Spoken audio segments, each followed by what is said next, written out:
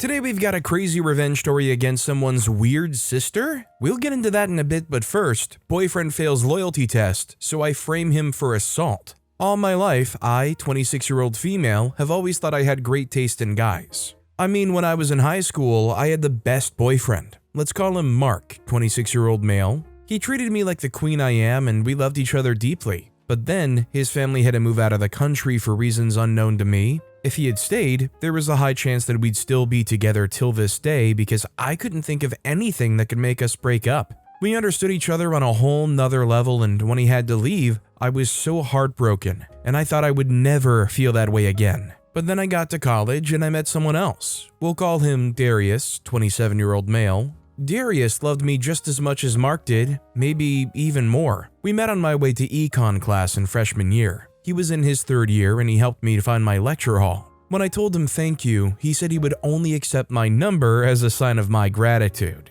We started hanging out then. He was the perfect boyfriend. He bought me flowers, helped with my assignments, and made sure I studied. He was there for me through everything, and he never once gave me reason to doubt his love. My friends and roommates were jealous. They always had stories about their partners cheating on them, but I couldn't relate to it. I thought I had some kind of superpower or something. Maybe it's just luck. But what I didn't know was that my luck was about to run out. When I got to my third year of college, Darius graduated from college. He was a med student, so he had to go to med school. We still tried to maintain the relationship while he was in med school, but it was difficult. He was having trouble with his courses coupled with the distance and everything.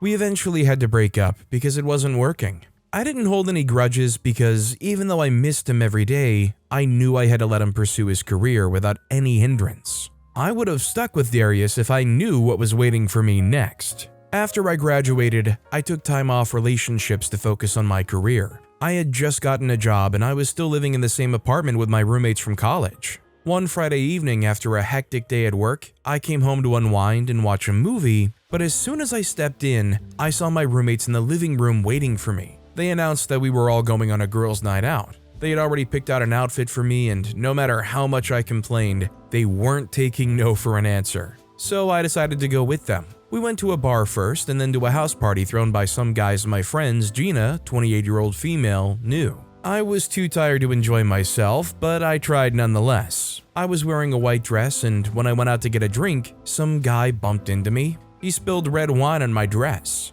I was so shocked and happy at the same time because that would mean that I could use that as an excuse to leave. But when the guy apologized and I looked up at him, color me shocked. He was so handsome that I stared at him speechlessly for a long while. I couldn't even hear what he was saying clearly. I was too busy gawking at him. Eventually, I came out of it and he grabbed a towel to help me wipe off the excess liquid. I told him not to bother and apologized for bumping into him. He asked if he could get me a shirt to change into and explained that the person throwing the party is his younger brother. He took me up to one of the rooms and gave me a sweatshirt and joggers to wear. He even offered to pay for the dress, but I told him it was okay. He introduced himself as Jeff, 32-year-old male, and asked me if I wanted to leave, and I said no. We talked for hours in that room, and the only time I decided to leave was when my friends called to tell me it was time to go. Jeff asked for my number, and I gave it to him. We started to talk every day after that, and soon enough, he asked me out.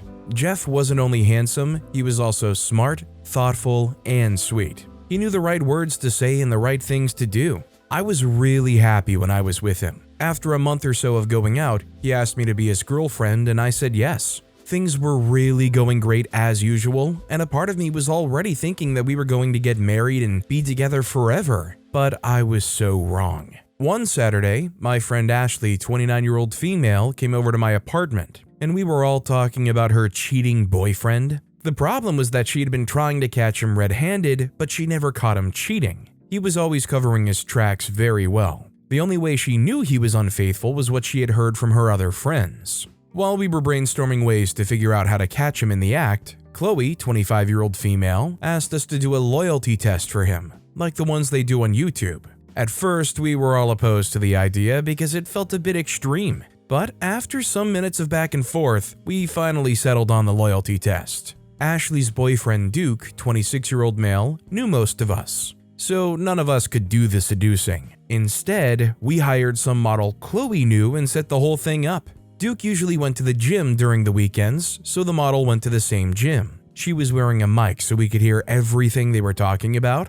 At first, it started a little innocent, like her asking us for his help in setting up the equipment and all. They then went into small talk. Eventually, he finished his routine and she asked for his number. He gave it to her without question. That night, she texted him and sent us the screenshots. She gradually took the texting to a sexual level and Duke didn't even try to stop her. He even encouraged it. Eventually, she asked him if he could come over to her place, and he said yes. He replied to her the same minute she asked without giving it a thought.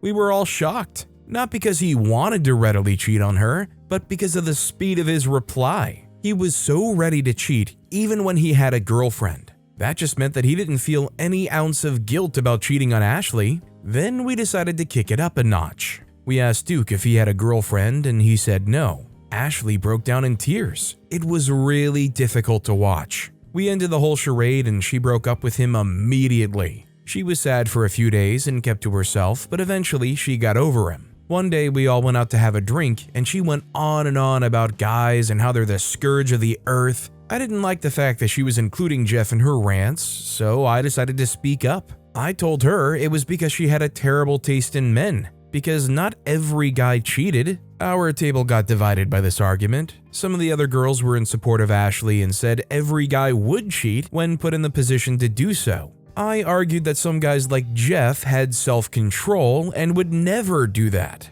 Then Chloe suggested that we put it to the test. I didn't like that idea, but I had been defending Jeff for over an hour. I thought it would feel good to just show them once and for all, so I agreed to the loyalty test. We used the same model, but this time, I invited Jeff to a party. I told him to meet me at the venue instead of going with me, but then, when he got there, I told him I wasn't coming because I had some work to finish up. He offered to leave the party and join me, but I told him not to. Then, as we planned, the model went to the party and walked up to Jeff. They talked for a while, and when she was about to leave, she asked for his number, and he gave it to her. This was surprising to me at first, but I tried my best not to think about it. Besides, there is nothing wrong with him giving out his number to someone. Their relationship could be purely platonic. I knew I was in denial, but I didn't want to face the truth. At least not until it's proven that that's what it is. We kept following Jeff and our undercover agent for a few days, and at first I had my hopes up. Because while she tried to flirt with him, he wasn't flirting back. But that was just in the beginning stages. It took a few days, but he finally became comfortable with her. She sent texts inappropriate for someone in a relationship, and he returned the same energy. It was hard watching my relationship crumble before my eyes. Eventually, our model went in for the kill. She said her apartment had some infestation issues and asked if it was okay for her to come over to stay the night in his place. And like a knife to my heart, he said yes. She asked him if he had a girlfriend she should be worried about, and he said no. My friends laughed and talked and gave their condolences to my dead relationship, but I just stared at the screenshots on my phone. I've never felt that kind of pain before in my entire life. I wanted to cry, but I didn't want to do that in front of my friends. I'd been bragging about how perfect my relationship was to them, and he humiliated me. I wanted to break up with him, but not just that, I wanted to hurt him just as much as he hurt me. So I went over to his place, the same time our undercover model told him she was coming. When he opened the door, it was obvious from the shock on his face that he was expecting someone else. I told him everything, and he started to apologize. Instead of leaving quietly, I started to yell at him and smash his things. Jeff had nosy neighbors, and I was counting on them hearing us. I needed them to be able to testify to the police that they heard some commotion from his apartment. When I was satisfied with the amount of damage I caused, I returned to my car, where I used my fingernails to bruise my arms. I even went as far as banging my head on my steering wheel a few times so it would look reddish and swollen. When I was satisfied, I went to the nearest police station and reported him for assault. They went immediately to his place and brought him in for questioning. They also questioned his neighbors, as I expected, and they all attested to hearing our fight from their apartment. Jeff was arrested and I went scot-free. No matter how much he tried to prove his innocence, the evidence was stacked against him, so nobody believed that he didn't do it. Since he was a first-time offender, he had to pay a fine and do community service while going for a court-ordained anger management class. But the worst part was that he now had a criminal record, and that's going to mess up his life for days to come. So, can we all kind of agree that what OP did here is simply crazy? And for Mark and Darius's sakes, they should be more than grateful their relationships didn't last? I mean, I get it, nobody likes getting cheated on, but yikes. Our next story is, I found out boss was taking 50% of my pay when we initially agreed on 20%. The unpredictable thing about life is you never know how things will turn out. It is so funny how just one decision can change the course of one's life. I, 22-year-old male, had just resumed back to college after a long Christmas break, which I extended by a week. Christmas has always been my favorite season because my dad is always given time off work, which he gets to spend with his family. He worked at a construction company where they subdivided into teams, and each team was given a job at a certain location by their boss. It wasn't easy. It took months to work on a certain project, and it could be anywhere. There were days where he would have a bad fall or get injured by a sharp object around, which always scared my mom. My mom got a job as a sales rep at a store just to get my dad to quit, but the pay was barely enough to cover basic necessities, while my dad's pay was good. My mom tried several times to convince him to quit. He always gave responses like, "After this project, I am out," but he was never out. My dad was a hard worker who made sure he gave his family the best. It didn't matter how small or big it was. About 6 months into working at the store, my mom had an issue with the manager and she was constantly getting disrespected by him. She tried addressing the issue so many times with the senior managers, but they weren't ready to take her seriously, so she quit in hopes of getting a better job. At the time, I didn't understand how my dad's job worked. All I knew was he went to different locations and made money. I was trying to catch up on classes I missed from extending my holiday by a week when I got a call from my mother who was panicking. She said something had happened to my dad. He had fallen unconscious outside the house. I tried to calm her down and took the next bus home. Throughout my ride in the bus, I kept thinking of the worst but tried to remain positive. When I got to the hospital he was admitted to, I got the worst news. My dad had stage 4 lung cancer. I was utterly heartbroken and so was my mum. She broke down in tears while I consoled her. The doctor told us of our options, and after talking about it as a family, we decided my dad was going to get treatment. We knew the risk, but we couldn't just stand and watch my dad die. I had to defer the semester to help out my mum. My younger brother also came by to help out after school. I saw my strong, resilient dad become sickly, and it was torture watching him endure every pain that came with chemo. I thought insurance covered most of the cost of my dad's treatment since no one said a word, only to find out my dad had stopped his insurance payment years back, which meant we were left to foot the bills ourselves, and my mom wasn't really handling my dad's sickness too well. She still believed something or someone would come to our rescue, so I had to step up and do something. My dad's colleague from the construction company came to visit him, and his boss helped financially to the best of his effort. He left his contact in case we needed anything. Then it came to me. I could work at the construction company for a bit to earn some cash, so I contacted my dad's boss, Mr. Adams. Mr. Adams was really excited to have me join the company since they needed someone to fill in my dad's role, and I happened to be his son. My first month on the job was me learning the basics of working at a site. There wasn't much to do since I was still learning, so I was able to spend time with my dad. The thing is, my dad didn't want any of his kids doing manual labor. He always laid emphasis on how he was working hard to get us a stable life. So I never told him about the job, especially because he was having a hard time with treatment since the results weren't encouraging. The cancerous cells were replicating at a fast rate, and as much as the radiation was shrinking the tumor, it was spreading twice as much. My dad had given up at this point and wanted to spend the little time he had left with his family at home. But my mom wasn't having it. A few months later, my dad finally gave up and died. This shattered my mom. She couldn't bear it and withdrew from her usual activities. I was also heartbroken and in pain, but my mom had it bad. My little bro and I were left with making plans in preparation for my dad's funeral. We did the best we could to make sure things weren't a total disaster and had a funeral for my dad. My grandma from my mom's side came around to help my mom. She had been on and off since my dad's sickness came to light, but when she saw the state of her daughter, she moved in to help her. By now, I had withdrawn from college to help out my mom, and my younger brother had just gained admission to a top university, which required lots of funds. He He was planning on declining the offer, but I insisted he went. My mom wasn't getting better, so my gram suggested we involved a specialized person, so we got her to see a doctor. With bills piling up, I was forced to take on more jobs, and truth be told, I was good at it. I wasn't always a smart kid book-wise, like my younger brother, but it turned out I was good at construction. Working at a private company was simple. Mr. Adams was responsible for finding jobs where needed, and we packed our luggages depending on where the work was at and moved for the meantime till the job was over. The pay wasn't so bad considering the amount of work done in a week, but I had more responsibility and needed the money, so I sought out my boss for advice. He listened to what I had to say and told me I came to the right place. He then brought out some documents and asked me to read it over before signing. I read all the details stating we were making a secret deal whereby he gives me private jobs which can be worked on by an individual alone during the weekends. And after the work is done, he gets 20% of the pay while I get 80%.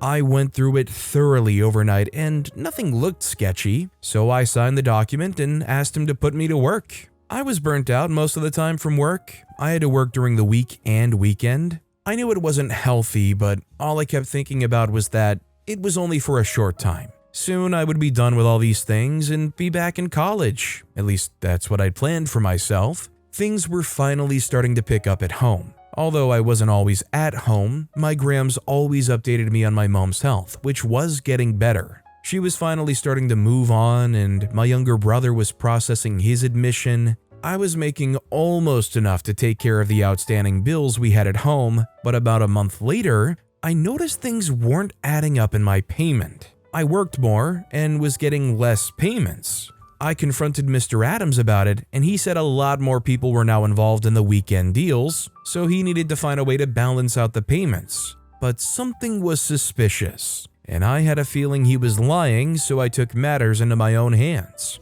The next job I was assigned to, I decided to speak to the man who hired me and explain to him that I was working solo, so I get paid directly, not through Mr. Adams. I was shocked to see the amount of money that entered into my account. Not only was my boss taking almost 50% of my cut, but he never gave me any interest that was paid by the client for a job well done. I was confronted by Mr. Adams the next day on going against the deal, but I was fully prepared to lash out at him. He said I was getting sued for breach of contract and I was an ungrateful jerk who he gave an opportunity to but misused it. I told him to do his worst, and he was also getting sued for not only breach of contract but also stealing, lying, and manipulation. He fired me from the job and got his lawyer to file a case against me, but I also wasn't going to back down. I called a colleague of mine who just got a job as a lawyer and asked him to take my case. He explained to me that he was new to the business, but he would ask if his boss could represent me in court. Although it was a large amount of money for each session I was willing to pay just to deal with my ex-boss. I saw my colleague's boss, whom I explained the whole situation to. He requested for the documents and any incriminating evidence I might have against him, and it occurred to me that my father worked there. He must have been manipulated by that jerk once or twice. I went home and started rummaging through my dad's old stuff. It took days, but I was able to get a document also stating the same thing. But this time around, he asked for 40% of my dad's gain, and I am sure he signed it. I had documents and just needed full proof of my boss's misconduct. I started by going to each client's house I once worked for and pleaded for an audience so I could get the original amount of money paid by them, and what I was given. Some were kind enough to help out, some were not at home, and some couldn't recall who I was, but I was able to get something. I went to the bank to get a printed copy of my transaction history, which gave my lawyer an edge. He was able to use it against my boss by comparing the amount originally given to my boss to the amount I was paid.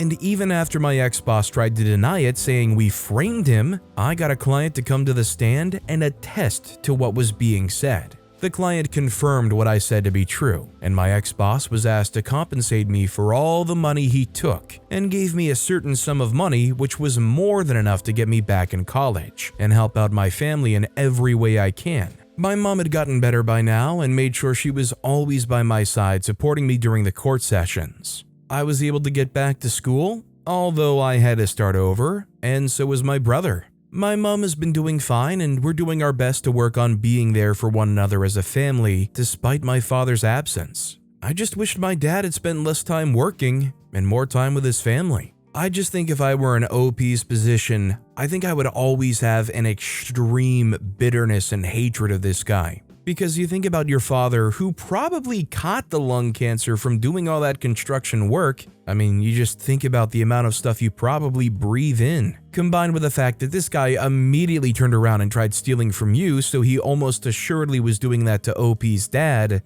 I would just keep thinking over and over, would he have had more time to spend with us as a family if this guy wasn't such a total insert not safe for work adjective here. That said, our next story is my experience with my weird sister. When I was 11, I noticed that my little sister, who was about 8 years old, was a little more mischievous than necessary. As we grew up, I always thought G was just being a little mischievous princess, so I rarely paid attention to her antics. I thought so because she was the type of girl that could let out a sharp scream just because she missed her steps. And it was unfortunate that my parents expected me to be that protective big sister, even when it didn't look realistic. However, as the years rolled by, it became evident that something didn't sit right with G's behavior. She was always intent on getting me punished or lashed at by our parents. For instance, we would just be in the garden together enjoying the coolness of the breeze, and she would fall to the ground pretending to have slipped or something. My parents would then go ahead and reprimand me for my inability to look after my younger sister.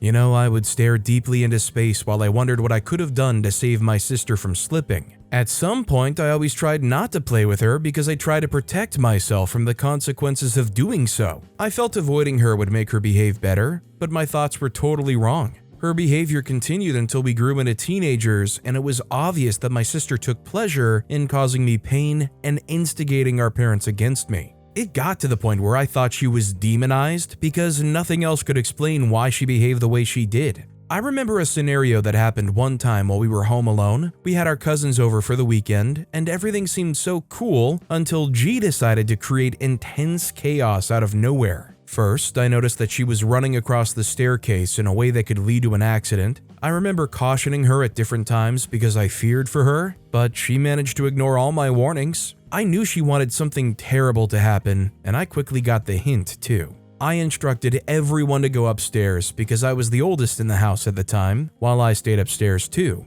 All of a sudden, I heard a loud noise downstairs, and I can bet that my heart nearly skipped a bit. I raced down, wondering who it was among the kids at home. Even though a part of me knew it was G, I realized that I wasn't wrong when I got downstairs, but I didn't expect the pathetic sight I had before me. G sprawled on the floor, a part of her head covered in the pool of her blood. In reflex, I jumped down too because I thought she was dead. She looked lifeless, and I couldn't tell how I ran over to call 911 for an ambulance despite the pain I felt in my ankle. I had twisted my ankle in the process of jumping down from a staircase to rescue G, but I didn't care. All I wanted was for my sister to be fine. When the paramedics arrived, I was so grateful to God that they said G was not dead, but only unconscious. As I thanked God, I also wondered what my parents were going to do to me when they arrived. I thought about this in between several panic attacks. It was worse because I had no solid explanation concerning the situation at hand. The only thing I could say was that I told everyone to stay put and not run around the house. I sobbed uncontrollably as I paced around the hospital lobby, waiting for my parents and wondering what the doctor's report would be. Soon enough, my parents arrived, but contrary to my expectations, my mother said nothing to me. I looked at my father too, and he didn't rave or shake me in a way that could add to my terror. They only stared at me as they joined me to wait for the doctor. I tried to look at my father. I thought to tell him I tried my best to protect their child, even though that was the only explanation I could provide, but he was obviously not interested in whatever it was that I had to say. As I stared at him, I remembered how he had told me years ago that I had a primary obligation to protect my sister because she was my only sister in the world.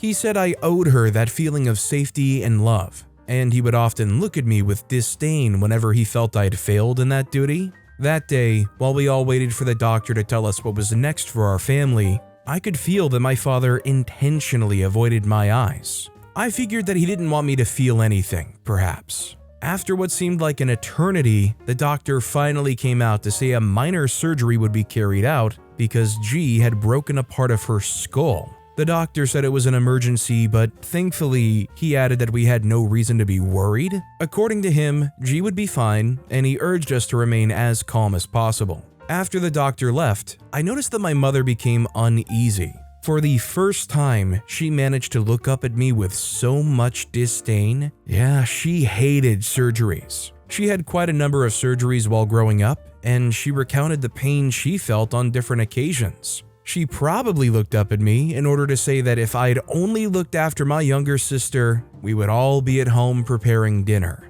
But what I couldn't seem to understand, no matter how I tried, was how I was blamed for the decisions of an 11-year-old when I was barely 14 myself. I felt my parents were trying so hard to make me a mother at such a tender age when I'd not been shown enough love for myself. It was then that I began to welcome everyone to my house. From my parents to my sister, I just felt this loathing in my chest towards them all. I had allowed myself to feel different types of emotions over the years, and those emotions were certainly burned out of guilt and confusion. My sister got discharged after the surgery, and I can't seem to put into words the kind of lectures, chastisement, and blame that followed suit. But it was too late, because I didn't care about all of that anymore. I knew my parents would never see my 11-year-old sister as someone who was old enough to be reasonable and responsible. I, on my part, was no longer interested in making them see reasons why they needed to do better. Years later, both my sister and I had grown up into young ladies who barely knew each other.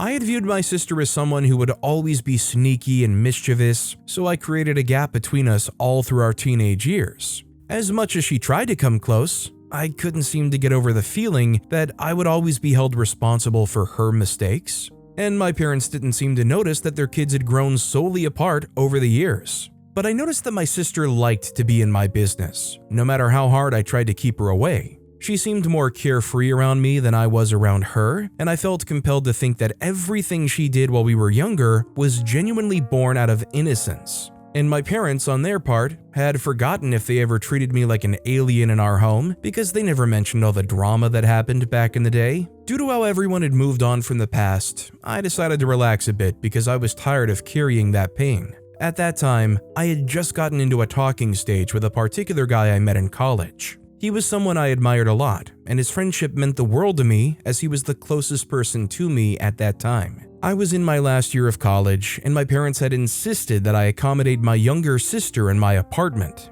as always, so that I could keep an eye on her. I hated that responsibility, but my parents felt it was a way of teaching me how to be a responsible parent myself. To be honest, I loathed the idea of being a parent at some point because I hated the weight of responsibilities that came with it. Along the way, I allowed my sister to meet my friend. Let's call him B, whom I felt was going to be my first boyfriend ever. To be honest, I looked forward to that amazing experience for some time, and I was grateful to have met someone as thoughtful as B. However, while I expected my relationship with B to wax stronger, it began to roll downhill. B was someone who was so intentional about our friendship, and I could say for a fact that he was the most thoughtful and intentional friend I have ever had. But I was surprised when he stopped showing up as that friend. He stopped calling, and he wouldn't answer my calls when I called. I tried my best to reach out to him through friends, but I realized that the more I tried, the farther he got from me. I confided in my sister, whom I thought was grown enough to reason better at that point. Thankfully, she sounded so sympathetic and genuine. She spoke maturely, and I was glad that we could relate on the same level for once. One day during Freshers Orientation Week, I walked into B suddenly. Everything happened so fast that I barely had the time to process it. He was walking past me when I gathered the courage to ask him if he was going to avoid me forever. I accused him of being a fake person who took pleasure in making empty promises. He looked at me with a certain level of disdain I never thought he possessed. He stuttered a bit while he tried to express himself. He tried to find words, but none were forthcoming. As I watched him closely, while still wondering what could make him forget all the pleasant memories we had built together, I noticed that there was so much pain in his eyes. He looked closely as though he had something to search out for me and said, "All along, I thought I was building something with you. Something special, only for your sister to expose all the skeletons you have hidden." These words came forth with so much pain from him. I was dazed and confused at the same time. It was difficult for me to believe that my sister could have played a fast one on me. My sister, who had only just resumed college, decided to ruin a friendship that I had built for so many years. My childhood days had been filled with so much pain and hurt, thanks to her contributions to it all, and now that we were grown, she was still bent on being a wicked fellow. I had to accept that something didn't sit right with my sister, and no matter how much I tried to see the good in her, she would always come up with something dark to hurt me. I told B right there that all my sister said to him were lies. I recounted to him how my sister had taken so much pleasure in seeing me get hurt. I got back home to my sister, who was all smiles with me. I told her to cut the pretense because I knew she was a devil. For a very long time, I never allowed her into my life, no matter how hard she tried. I knew she was hurting, but I knew much more. She would always be her. I don't know if it was just jealousy or the fact that this kid was raised as the golden child that made them grow up having some kind of satisfaction out of putting their sibling down and ruining everything for them. Whatever it was, I don't blame OP for keeping them well out of their life, and probably their parents too. What OP experienced while growing up as a 14-year-old and all throughout their teenage years, that unfortunately is something that will make somebody grow up and say, I never want to have kids. And it's not even really because of a decision they truly made themselves, but because unfortunately they already had experienced the whole demented form of raising a kid already. But with that being said, that's all the time we have for today. Now, if you want to hear another absolutely crazy revenge story, check out that video on the left. Or if you missed my latest video, check out that video on the right. That said, I'll see you all next time with some more stories.